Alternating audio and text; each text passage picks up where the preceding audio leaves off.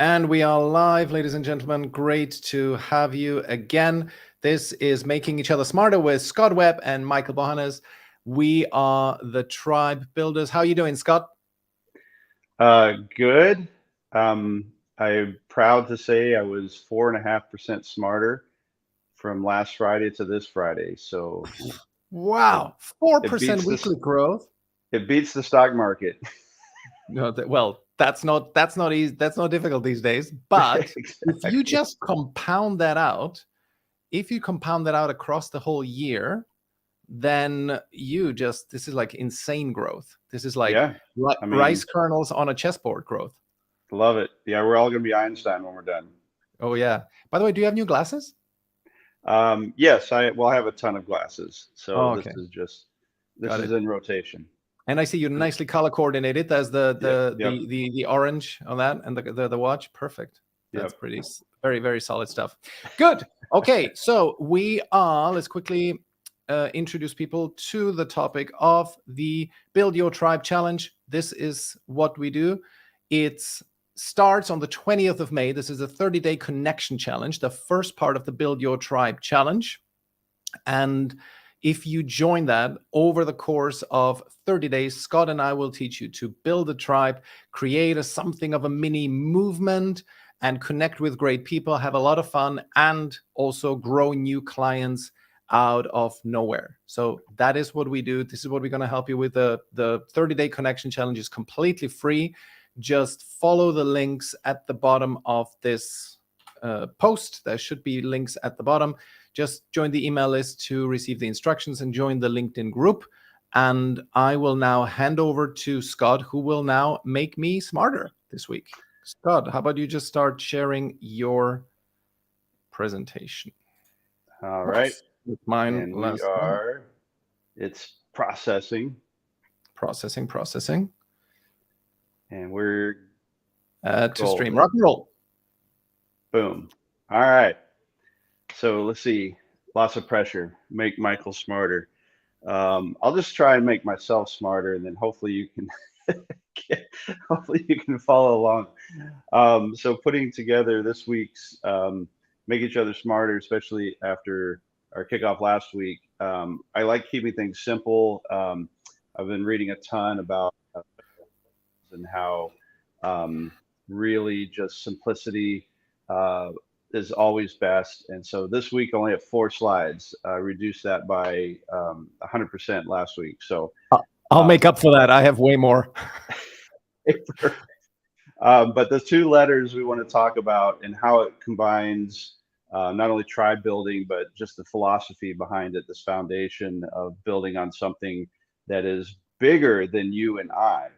And so, not too hard to guess what those letters might be.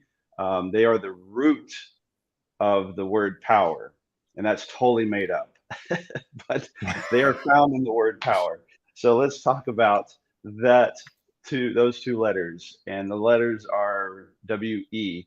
Now, we might have all been indoctrinated into the we work mentality over the last decade, but you know, and Adam Newman, a great guy. I've never met him personally, but this whole bringing people together around a collective mission, and of course, starting a co-working space. And what's very interesting is WeWork is tends to be the company that is brought to mind right off the bat when you mention co-working, because they did such a great job of branding the collaborative and the connectivity of people.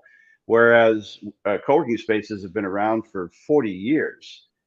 Since the 80s, there have been shared office space concepts. Regis has been around forever, but until it became like this, I don't know, like indoctrinated into our hearts and our minds that we need to come together.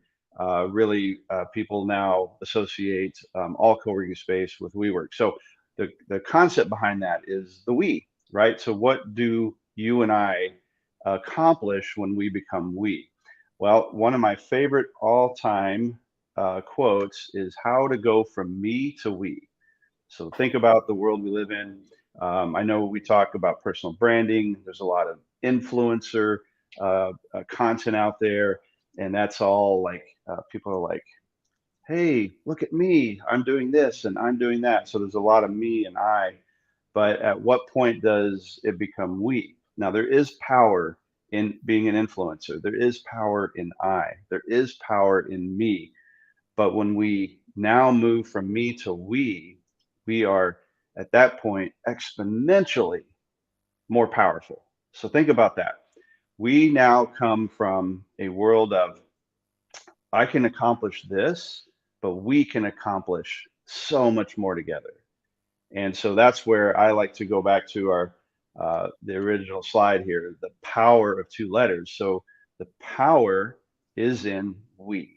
So what can you and I combine? What can we accomplish? And think about everything that's been accomplished. I like to use the Wright brothers. What would it have been like if there was just a Wright brother? It wouldn't have been a brother. There might not have been an airplane. However, they weren't the ones that invented the airplane. They were the ones that literally got it to fly. So think about that, right?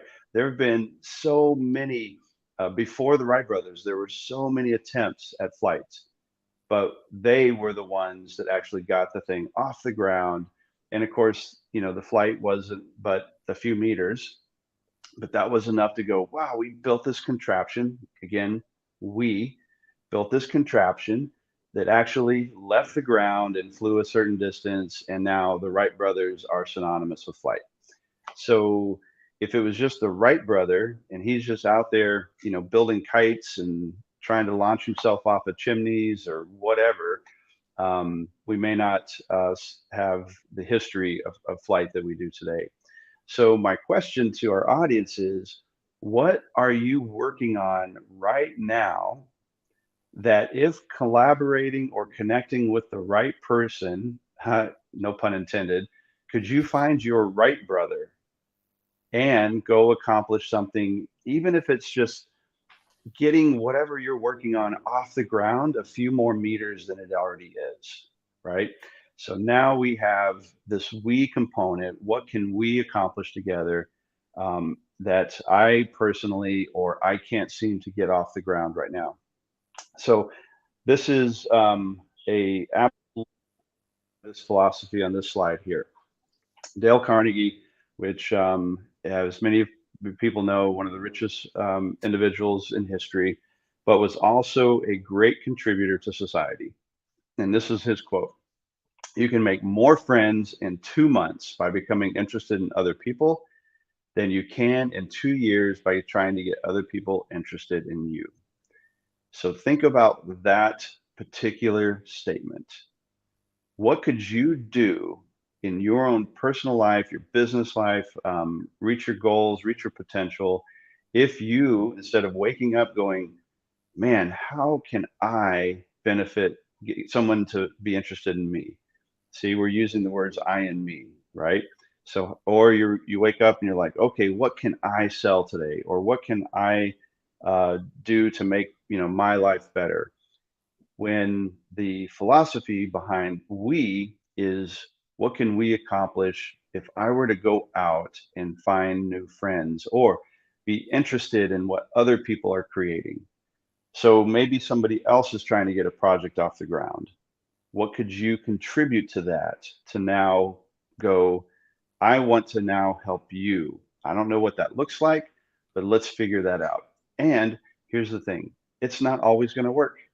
You might go out and you might generate some interest, and then it just doesn't, never gets fully utilized. It never really materializes, but that's okay because you're the one out actually getting this started.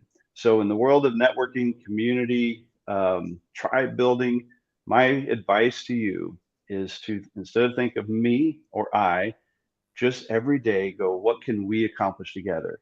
And go out and find the other person that will now make up that we. And that's not easy.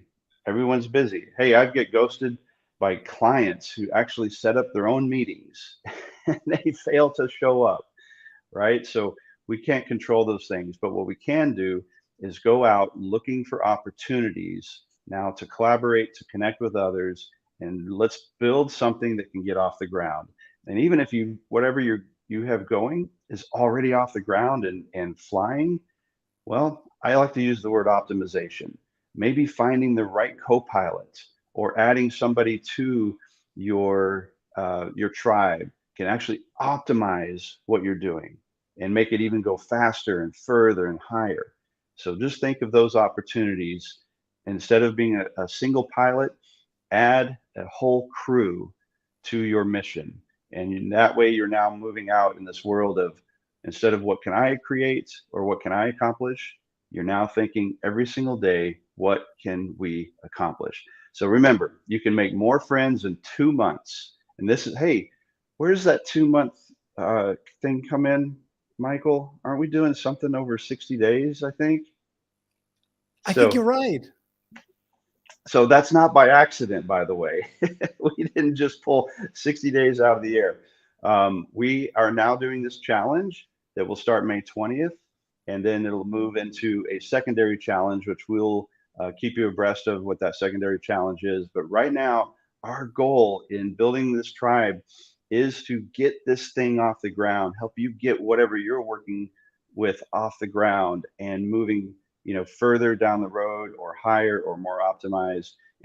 And we are only going to accomplish that if we are focused on, I hate to say it, but I'm doing it for emphasis, if we're focused on we. So that is where this is the Build Your Tribe Connection Challenge. Make sure you go to the website and download. We have the worksheets and the framework and your calendars. Michael will talk more about that in detail in a few minutes, but make sure that you get those materials. And if you've already signed up and haven't got the materials, we, as in Michael and I, can send those directly to you through email, through DM. So just reach out to us. But that's it. It's simple. I think we often overcomplicate matters, especially when we're trying to network or connect or build a community or even be part of a community. If we just think about how we can contribute to others, both of us we're going to be the Wright brothers, and we're both going to be flying high. And who knows, maybe some point down the road, Michael and I, tribe building becomes synonymous with. Hopefully that made you smarter. Awesome. I loved it. And I also love the delivery. You were so like on fire now, man. That was awesome. That was awesome. And as you were talking, I was thinking, I tend to be, by my natural makeup, I am more of a lone wolf. But then I realized that, because 6 months ago, I proactively asked my wife to join me in the business so that we advertise the business as us rather than me, and she was doing her own coaching business, running her own coaching clients and all of that. And I really like where the business is going because we have this lovely yin and yang going. I'm more the kind of logical business, get the work done, disciplined kind of guy. My wife is the nicer person, and she helps our clients on the mindset side of things. And with this, I really see the business growing to a great, great place, because this kind of yin and yang, I sometimes felt that my clients felt, not kind of embraced enough. And so I see that it really applies. And this is for me an area of development. And also I love the fact that you were the one who suggested that we collaborate on this challenge. So I definitely have a lot to learn from you. And I definitely became more than 4.5% smarter this week around. So I really appreciate that. Well, I'm grateful to have teamed up with you and build something. We don't even know where this thing will go. That's the beauty of it. Yeah. We have an idea and we have some intention behind it. But we honestly, we put it out there, and you and I are already growing from it. And so now hopefully we can help others grow too. Awesome. Love it. Okay, Scott, are you ready for a little bit of a history lesson? I've been ready all week.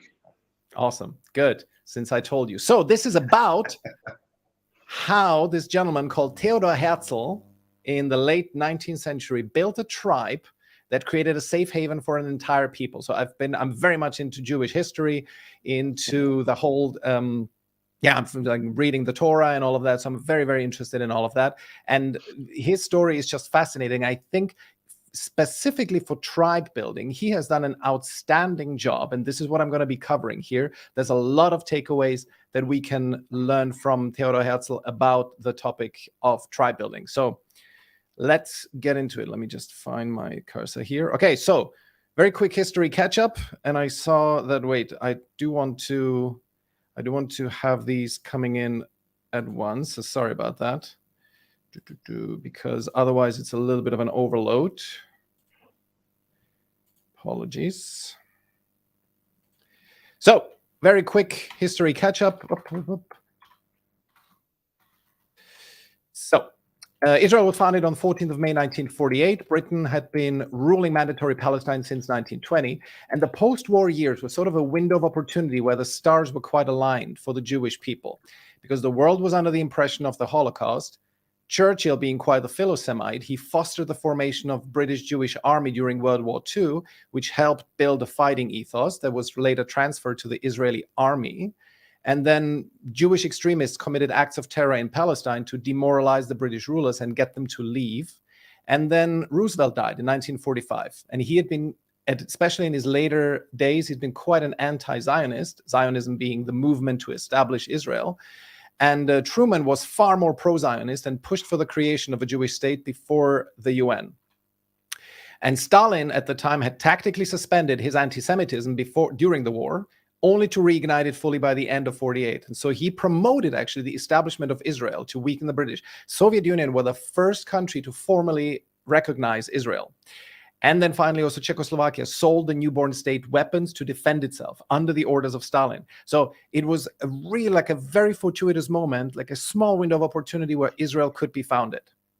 But of course, the idea for returning to the Holy Land had been in Jewish hearts since they had been expelled from the area in 136 AD. And one of the key pieces in the jigsaw puzzle of Israel's genesis was Theodor Herzl. So he was born in Budapest in 1860. Initially, he was very much pro-assimilation. And this is really important to understand. Jewish people at the time were sort of torn between two modes of living. One was to completely integrate themselves into the society that they were in. On the other hand, they were very much discriminated against, especially in Russia and Poland, in the eastern parts of Europe. And there they were effectively in ghettos. In Western Europe, they had recently, in the 19th century, come out of the ghettos and started to be assimilated. And they really, like a strong current of them, wanted that. They thought this is finally the opportunity to escape the persecutions and to become recognized as full-blown citizens. So Herzl initially, he wanted to be recognized as an Austrian, right? Because that was his whole thing, you know, he wanted to assimilate. But then he witnessed the Dreyfus affair in France, which was a extremely like anti-Semitic scandal. And he also lived through the rise of Karl Lueger, who was a very powerful anti-Semitic mayor of Vienna. And at that point, there was so much anti-Semitism rising. Also in the late part of the 19th century, there were these terrible Russian pogroms against Jews. And so he believed that anti-Semitism could not be defeated or cured. It could only be avoided. And he was a well-known journalist already when he shot to fame and notoriety after writing Der Judenstaat, which advocated an exodus of Jews to Palestine.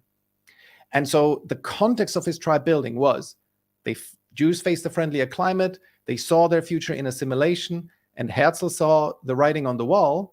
The pogroms in Russia were coming, European elites were growing increasingly anti-Semitic, and there was anti-Semitism from all sides, right? Marxist, anti-capitalist anti-Semitism on the left, and this sort of organic, völkisch anti-Semitism on the right.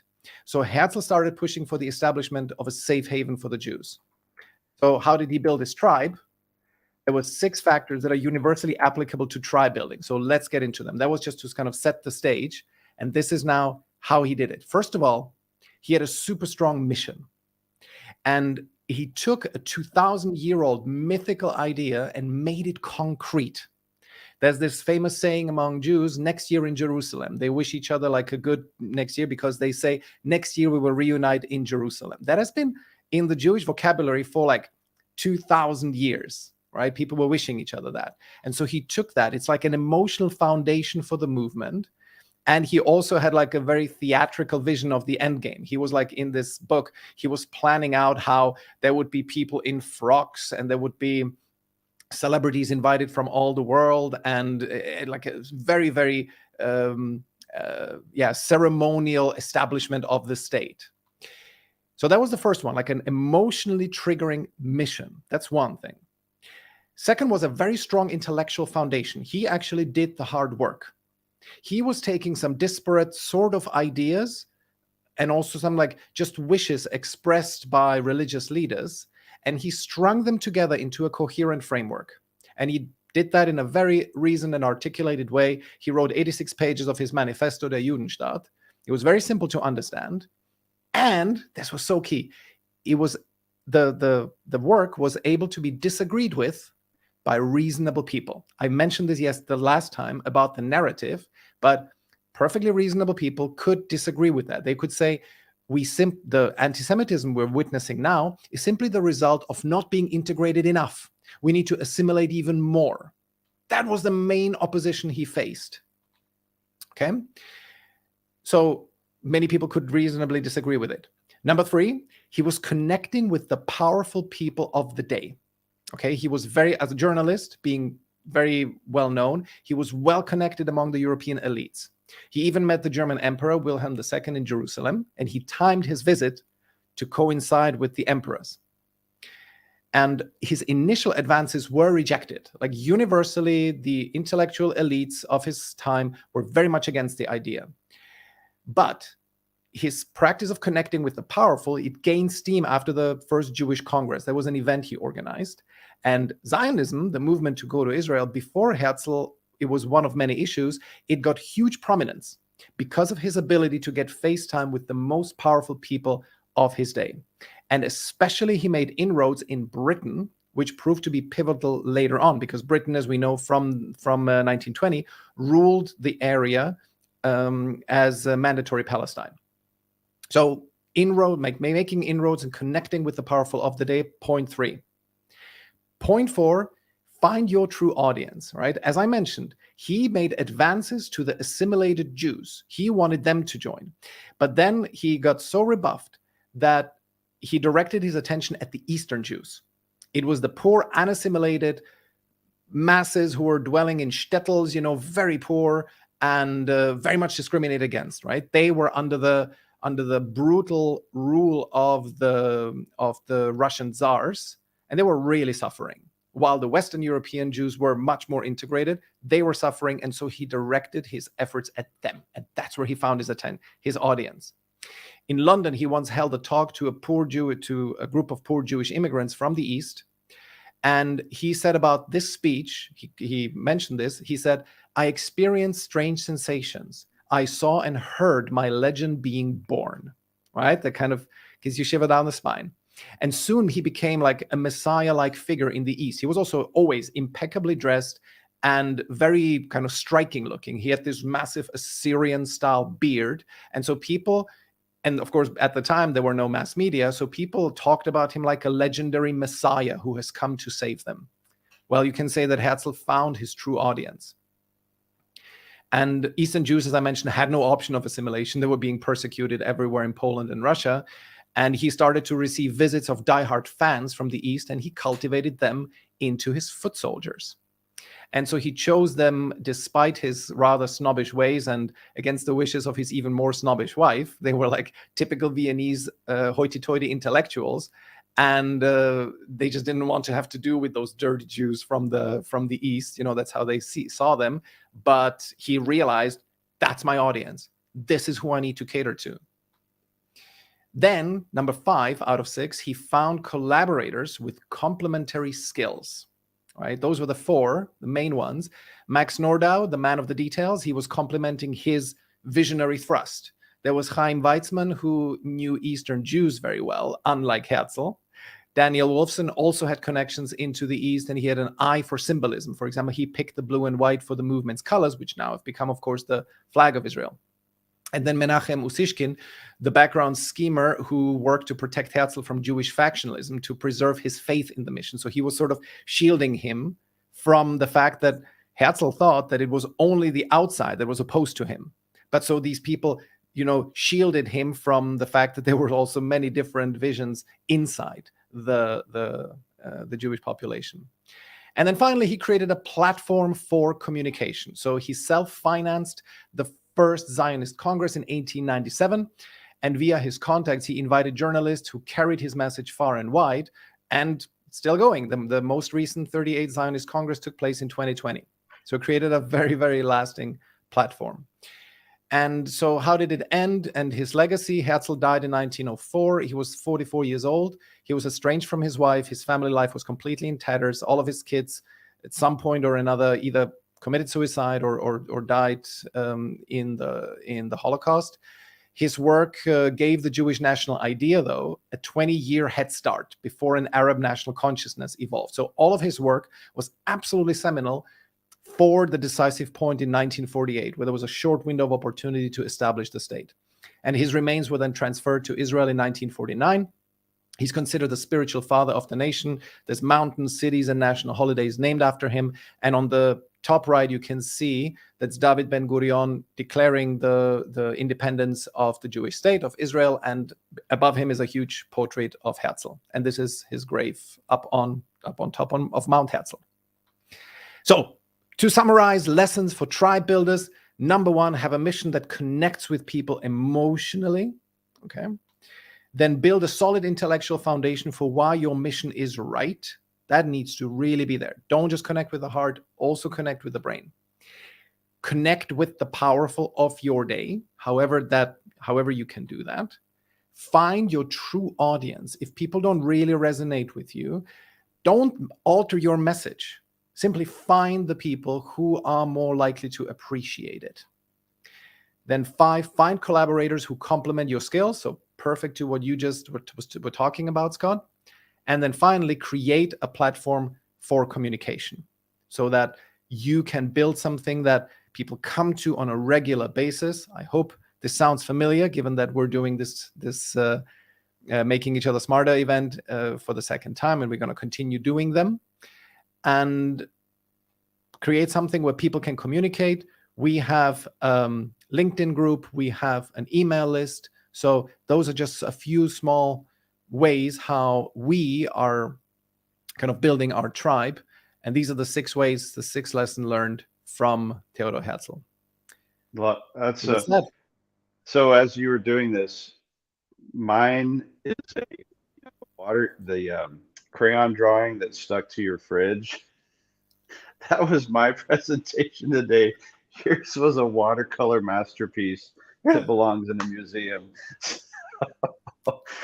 So you win. Thank you. You win today. Thank you. No. And you know what? I love this because I loved your presentation today. And you know what? I think we just demonstrated this yin and yang of you connected emotionally, because what you said resonated. I saw the comments, people were saying awesome, amazing, and it really connected with people emotionally.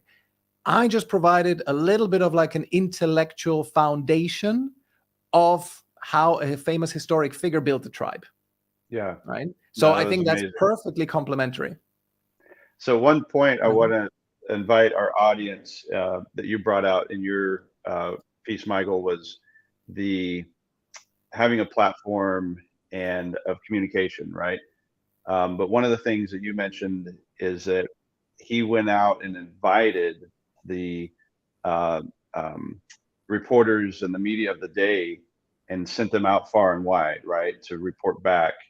And so I want to invite everyone that's watching this and everyone that watches this replay and everybody that's part of the Tribe Builder community already to go and find people that who are on the fringes, who are not, who maybe have complained that they're not finding the right people on LinkedIn, or maybe they've in communication at some point have said, I'm just not connecting with anybody, or I can't seem to find anybody. Maybe I'm having a hard time finding clients. Maybe I'm having a hard time, because we're still in this post-COVID kind of hangover where everyone's social distancing, maybe not intentionally, but if you having those conversations out there in between these events, go and invite them to become part of this. So we aren't going to build this tribe. Michael and I are not going to build this tribe on our own. It's going to take all of us together. So if you feel like what we're doing is of value, if you're finding it valuable, then definitely go out and invite your community, your audience to come and be part of this, because that's how we are all going to benefit from it. Awesome. Love it. That's exactly right. Cool. As a final point on the agenda, I would like to answer a question that has come up in the group. By the way, everybody should join the group if you have not already. There's going to be a link in the comment section, and I'm sure it's also in the body of this post, but you can easily find it. It's everywhere. Now, this conversation has come up, and it was really interesting, and I wanted to cover it. By the way, the lady Maribel has allowed me to share this, although it's from inside the group. So I wanted to cover this because one of the things she said in her lovely introductory video in the group was that she would like to learn to be a little bit more polarizing in how she presents herself on LinkedIn. So I wanted to cover that because I think many people are struggling with that. And so I wanted to bring this up here because I invited Maribel to share a couple of polarizing opinions. By the way, I hope you can see this well. I'm going to make it a little bit bigger. So I invited her to share a couple of polarizing opinions that she has, and she has shared that. So she says, after having a kid, do not stay at home and do just that. As the year passes, I'm convinced you lose brain capacity, you lose your sense of self and your purpose in life, self-esteem and confidence, not to mention the talent that is lost to the world. So that's one, effectively.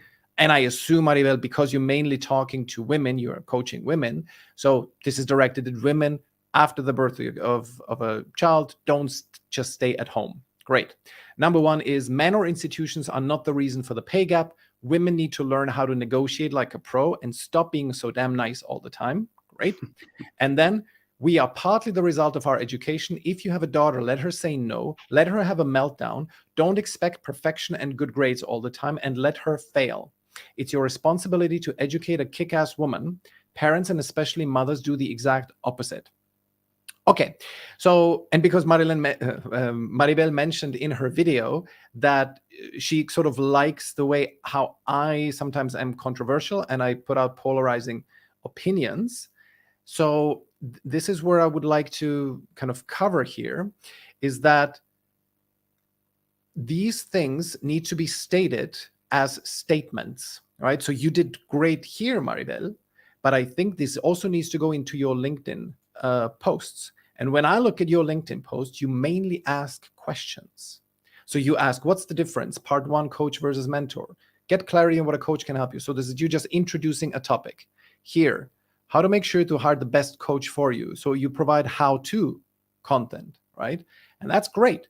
But since you want to become a little bit more polarizing, you need to mix it up a little bit, or at least I would recommend that you mix it up with a couple of strongly worded, polarizing posts that even go into a direction where it feels initially a little bit too much, right? Because you grow by just putting a stake in the ground and then seeing how people react to it. And you just put out a strong statement. For example, I'm sure if you started up text posts that just said, newsflash, ladies, men or institutions are not the reason for the pay gap. Here's what I mean. And then hand pointing down so that people click on see more. Perfect controversial opinion. It gets attention. It makes people curious. They want to see click on see more, especially because this opinion is shared by a woman. And so it's counterintuitive, women very often don't, or at least I think it's more of a majority opinion that, institutions and pay gap and all of that. Now, when a woman says that, now that's interesting. And so just write in this way, just put it out there, put a stake in the ground, and then see what happens. And then reason your case in the body of the post. But start with a strong statement. Now, with this one, I'm not completely sure what exactly the opposite is. Like, what is the thing that people would disagree with you on, right? Parents and especially mothers do exactly the opposite. Well, really, do they? Who is this straw man that you're putting out? I would like this. This is not clearly fleshed out to me. Are you saying that most people expect a lot from their kids and they drill them and want them to do well in school? Well, not sure if this is really the majority position, right? So I'm a bit skeptical with this one. So 2 takeaways here. I don't want to drone on for too long, but 2 takeaways. Number 1, do your content in this polarizing way, because those opinions are great. Number 2, just make sure you have your ducks in a line, that, like, because then if you just state something like this and you just let it be, you have not really fully analyzed it, then it becomes a little bit meh, because the straw man that you're putting up is not really alive, and the straw man needs to be alive in order to make your argument come alive, in order to be controversial. Okay, so I hope that was useful. Scott, any comments on this? Yeah, the only thing I would add is when you are posting something that you feel is controversial, you can always just put in my opinion, and then ... Because if you go out and you, like Michael said, stick a stake in the ground, and that's fine. You can live and die by your statements for sure. But in my opinion, this needs to happen, or I believe. I use that term a lot because in my belief, so my belief system is that this and this and this, and you are more than welcome to counter that belief. It doesn't make you my enemy. It doesn't make you a non-tribe person. But if you feel like you are going to create something that you feel like, wow, this is fairly controversial, just throw in the word "in my opinion" or "my belief is," and that at least frames it versus being just a it's my way or the highway kind of statement. Yeah, I like that. My way or the highway statement. But the thing is, I agree with you partially, at least as long as this, or maybe if this is like an onboarding ramp into the domain of being a little bit more controversial, because the qualifier, I believe, it's implied, right? When you write, men or institutions are not the reason for the pay gap, it's a much stronger statement and will invite, more polarization. Effectively, this is what Maribel is after, right? More polarization. If you couch it in, I believe that men or institutions are not the reason for the pay gap, it just softens it. So you are right, it softens it. But I think to a point where it becomes sort of, yeah, okay, well, nice that you believe that. Thank you. I'll move on. But right. So I cannot fully exactly describe why, but it makes it a little bit squishy. I think, however, if you want to, like, if you look at the most strident, let's say, political commentators on Twitter, they never say "I believe," right? So I get it where you're coming from, that you might want to cushion it initially, especially as you're getting used to it. I think that's a very good idea. Yeah, it's a stepping stone for sure. It's a stepping stone. Exactly. Cool. Awesome. Good. Well, this was, wait, where is my presentation here? Yeah, so this is just simply another invitation here to join the Build Your Tribe Challenge. We covered a lot of great ground today. Scott mentioned the topic of we, like the seeing yourself as part of a group, finding collaborators, finding your right brother. I love that analogy. That's brilliant, Scott. Thanks for that. And then we also discussed, like, how do we actually break down the tribe building process? What can we learn from historical figures who've gone before us? So that we covered. We covered the topic of polarization, and all of these things we will be covering in much more depth and in a systematic way when you join the Build Your Tribe Challenge, which starts in 2 weeks' time, actually. So 2 weeks, 2 Fridays from now, we will kick off the Build Your Tribe Challenge. Invite your friends. Please tell more people about it. The Connection Challenge that starts on the 20th of May is completely free. So there's no reason not to join. Let's do it. Awesome. Great to see you, Scott. Great to see everyone in the comments. I see there's no questions, although we got a lot of great supportive comments. Thank you so much, everyone. It was great to see you all. And Maribel said, thank you guys for taking the time to analyze my ideas. was my pleasure, Maribel. Cool. All right, next Friday. See you next Friday. Bye-bye. Let's get smarter.